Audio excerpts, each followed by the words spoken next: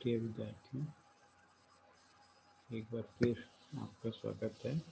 दीपावली की लंबी छुट्टियों के बाद इस वीडियो में हम बात करेंगे स्टूडेंट टी टेस्ट के बारे में। स्टूडेंट टी टेस्ट जो है किस प्रकार से हम ज्ञात कर सकते हैं। तो छोटे जो सैंपल्स हैं उनमें सार्थकता फ्रिक्शन के लिए सबसे जो महत्वपूर्ण टेस्ट है वो स्टूडेंट टी टेस्ट है। उसे डब्ल्यू.एस. बोरसेट ने सबसे पहले 1908 में अपने स्टूडेंट एक उपनाम से उसने इसकी संकल्पना की थी। जो जैव सांख्यिकी की विधियां हैं, विभिन्न विधियों के द्वारा प्राप्त जो परिणाम हैं उनकी सार्थकता को जांचने का ये एक बहुत इम्पोर्टेंट एक टेस्ट है।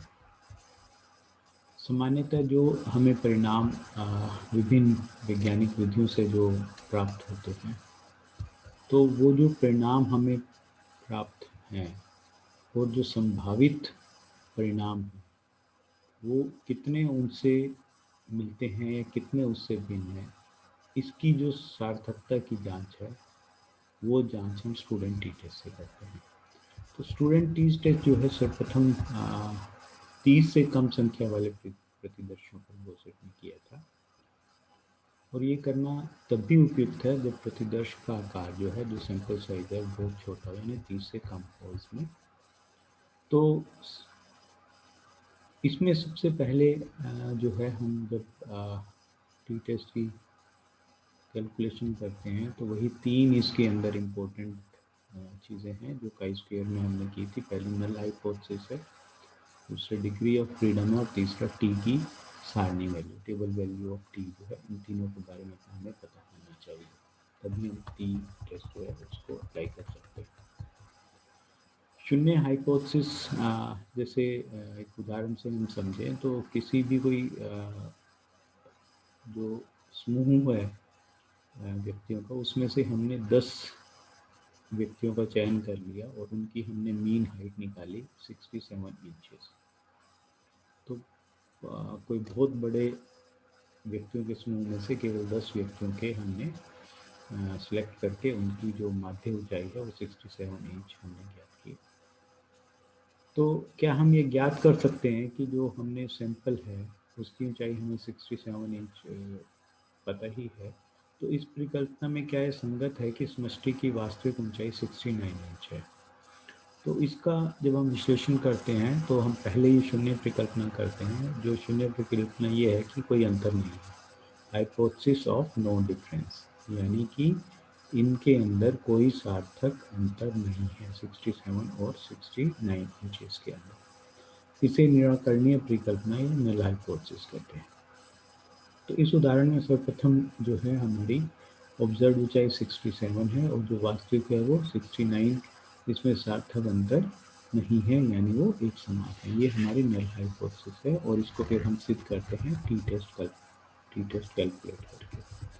डिग्री ऑफ फ्रीडम जैसे हमने काई स्क्वायर में ज्ञात किया था, वही इसका भी इसके अंदर वही फॉर्मूला है। डिग्री ऑफ फ्रीडम को C-1 इंटू R-1, यहाँ पे C है सारणी में कॉलमों की संख्या और R जो है वो सारणी में पंक्तियों की यानी रोज की संख्या। तो डिग्री ऑफ फ्रीडम को एक अन्य सूत्र N-1 से भी हम ज्ञात कर सकते हैं कि N-1 जो है वो आपके क्या है। तो डिग्री ऑफ फ्रीडम यहाँ पे N जो क्या है वो है पदनामों की पदनाम है इसके अंदर। इसके बाद तीसरी इंपॉर्टेंट चीज़ आती है, वो आती है कि टी का जो सारणी मूल्य है वो क्या है। तो जैसे हमने काई स्क्वायर में देखा था, इसके अंदर भी स्वतंत्र कोटि के लिए 5% या 1% सार्थकता स्तर पर टी के सारणी मूल्य की तुलना टी के प्रकलित मूल्य से, जो हमारा कैलकुलेटेड वैल्यू है, उससे की जाती है। यदि कैलकुलेटेड जो वैल्यू है टी की वो सारणी मूल्य से अधिक है, तो जो अंतर है वो निश्चित सार्थकता स्तर पर यानी 5% या 1% पर सार्थक माना जाता है और शून्य परिकल्पना जो होती है वो असत्य सिद्ध हो जाती है। परंतु यदि टी की कैलकुलेटेड वैल्यू सारणी मूल्य से कम है तो अंतर सार्थकहीन है, यानी नल हाइपोथेसिस जो है वो सत्य हो जाती है। तो काई स्क्वायर की तरह यहाँ पे भी अगर सारणी मूल्य कम है तो जो अंतर है वो अर्थहीन है, यानी नल हाइपोथेसिस हमारी सही है।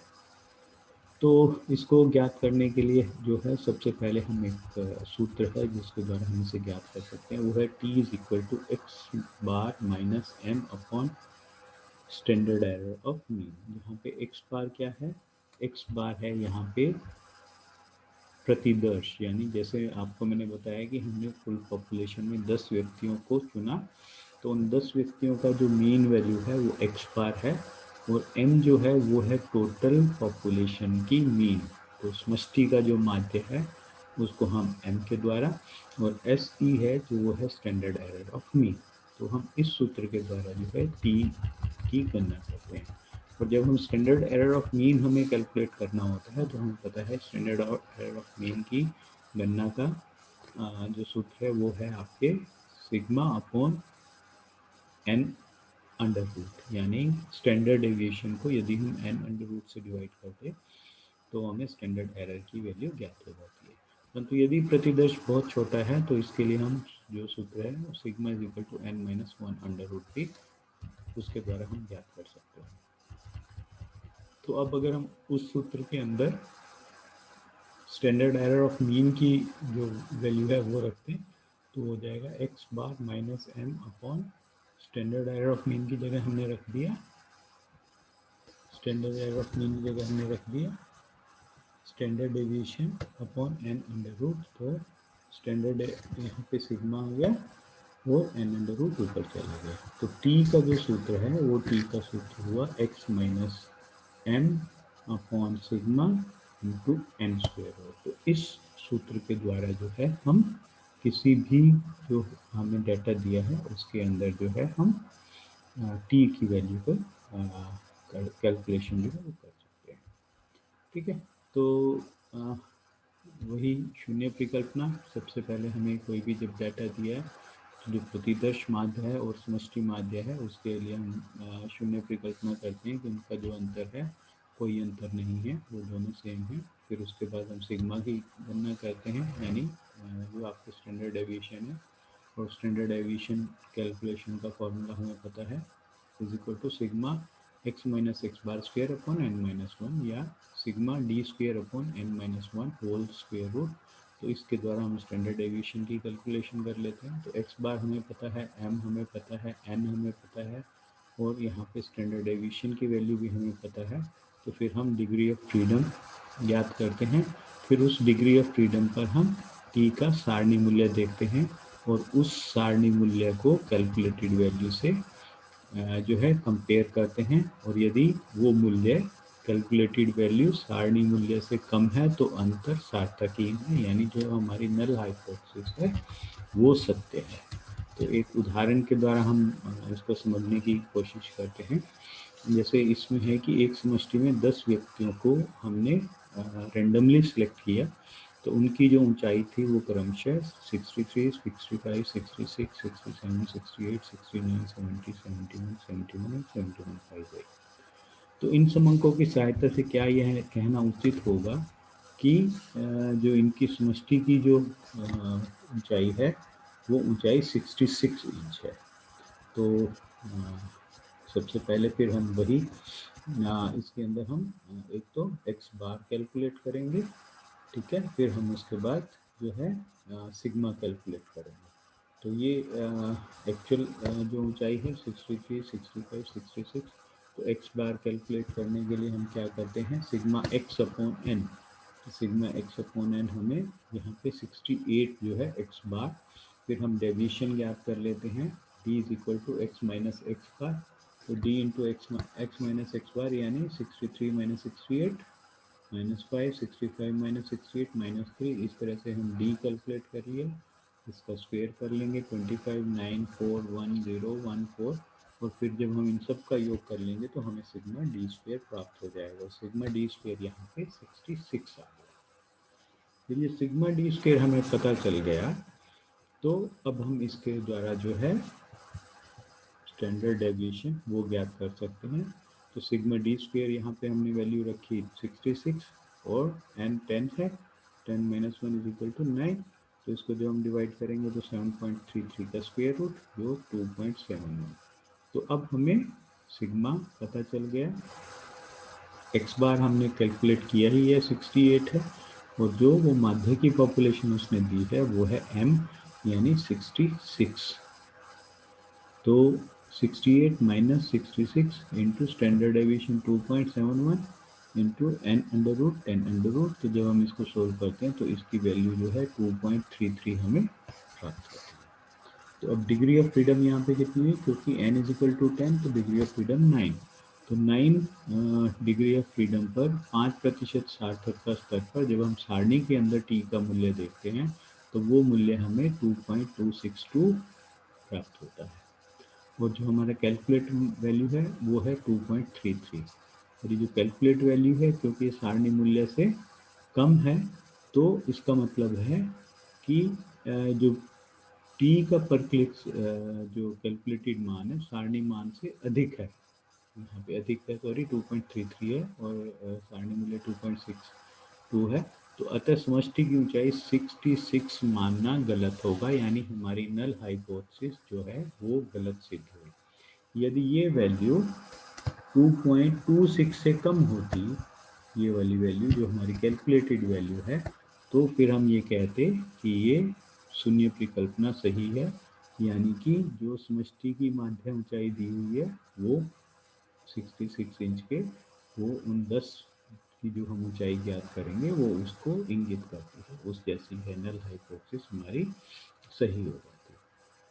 तो इसको हम एक और उदाहरण से हम समझने की कोशिश करें तो जैसे 10 मरीजों में रक्तदाब बढ़ाने के लिए, ब्लड प्रेशर बढ़ाने के लिए एक दवाई का उपयोग किया गया, तो उसमें ये उपयोग मिले +4 +3 +9 +7 इतना जो है उनके अंदर जो है ब्लड प्रेशर बढ़ा। तो सबसे पहले तो हम ये मानते हैं कि शून्य परिकल्पना कि दवाई के पश्चात जो है रक्त दाब में कोई वृद्धि नहीं हुई, यानी ब्लड प्रेशर में कोई वृद्धि नहीं हुई, यानी m इज इक्वल टू 0। हम इसी प्रकार से अब इसकी गणना करते हैं। सबसे पहले एक्स बार कैलकुलेट करेंगे। जब हमने सिग्मा ये किया x, तो सिग्मा x हमें 40 प्राप्त हुआ अपॉन 10, तो ये हो जाएगा आपके x बार हो जाएगा 40 अपॉन 10 यानी 4। तो x bar is equal to sigma x upon n 40 upon 10 4। तो x बार हमें, तो डेविएशन जब हम ज्ञात करेंगे x माइनस एक्स बार, 4 माइनस 4 0, 3 माइनस 4 -1, 9 माइनस 4 +5, 7 माइनस 4 +3 6 -4 2। तो इस प्रकार से हमें डेविएशन ज्ञात हो गए। जब हम इसका स्क्वायर कर लेंगे, 0 का स्क्वायर 0, -1 का स्क्वायर +1, +5 का स्क्वायर 25, +3 का स्क्वायर 9, 4 9 16 0 4 0। और जब हम इसका योग करेंगे सिग्मा डी स्क्वायर हमें 68 प्राप्त हो गया। तो अब हम सबसे पहले मानक विचलन ज्ञात करेंगे। तो मानक विचलन जो है वो है sigma D square upon n-1।